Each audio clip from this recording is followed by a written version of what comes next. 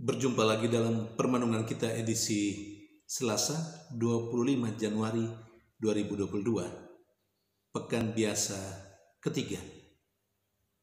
Hari ini penutupan Pekan Doa Sedunia. Gereja mengajak kita untuk merayakan Pesta Pertobatan Santo Paulus Rasul. Bacaan-bacaan liturgi hari ini, bacaan yang pertama dari Kisah Para Rasul bab 22 ayat 3 sampai 16 dan bacaan Injil dari Injil Markus bab 16 ayat 15 sampai 18. Pertobatan Santo Paulus Rasul diceritakan dengan sangat jelas dan cukup rinci dalam bacaan pertama hari ini. Pertobatan Santo Paulus Rasul berawal dari perjumpaannya dengan Yesus yang bangkit secara istimewa. Yesus yang bangkit hadir dalam sebuah sinar yang sangat menakjubkan, yang membutakan mata Paulus. Dan dalam kebutaannya itu, Tuhan memimpin Paulus untuk semua hal yang harus ia lakukan. Termasuk Tuhan memimpin dia dalam rohnya untuk masuk ke kota Damsyik, berjumpa dengan seorang saleh yang bernama Ananias. Dan selanjutnya Ananias akan melakukan apa yang perlu dilakukan untuk Paulus. Paulus dibaptis. Saudari dan saudara yang terkasih, perjumpaan yang sangat istimewa dengan Yesus yang bangkit mengubah seluruh orientasi hidup Paulus. Yang pertama, namanya berubah dari Saulus, seorang yang penuh dosa, kepada Paulus, seorang yang menyapa umat dengan tulus dalam karya pewartaannya. Kedua, dia juga berubah dari seorang yang membenci Yesus dan para pengikutnya menjadi seorang pembela iman akan Kristus. Hidupnya berubah dari seorang pengejar dan pembunuh murid Yesus, berubah menjadi seorang yang mewartakan Yesus Kristus, seperti yang dikatakan juga di dalam bacaan Injil hari ini.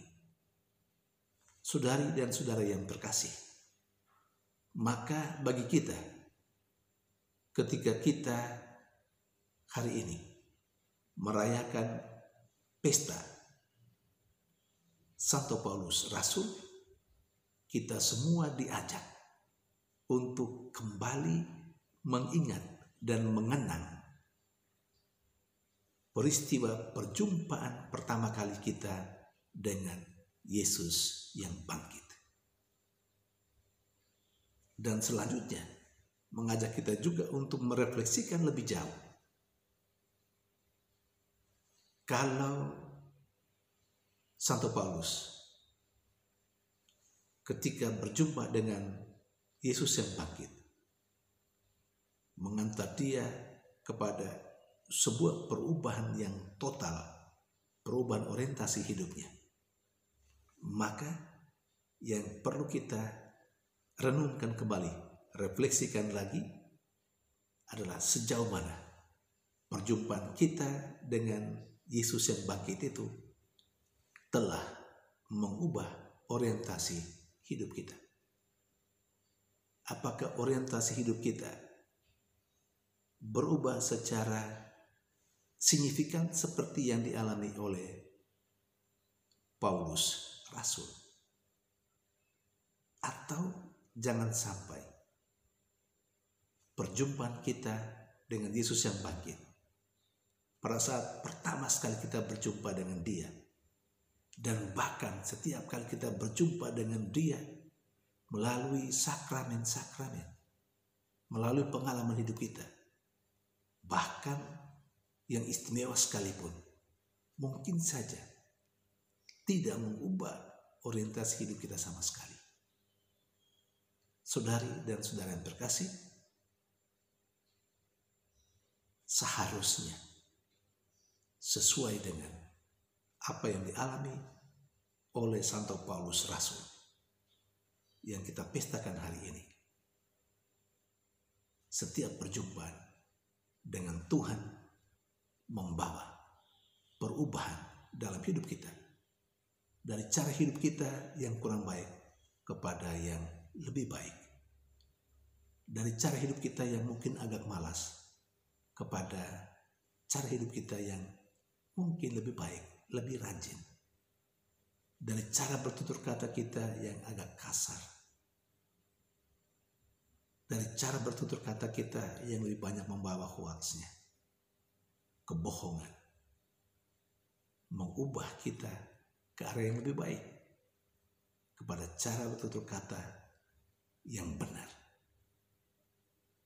Saudari dan saudara yang terkasih, semoga pesta pertobatan Santo Paulus Rasul menjadi inspirasi bagi kita untuk berubah dari hari ke hari, dari yang kurang baik kepada yang lebih baik, yang sesuai tentunya dengan ajaran dan harapan Tuhan sendiri. Hari ini juga penutupan Pekan Doa Sedunia.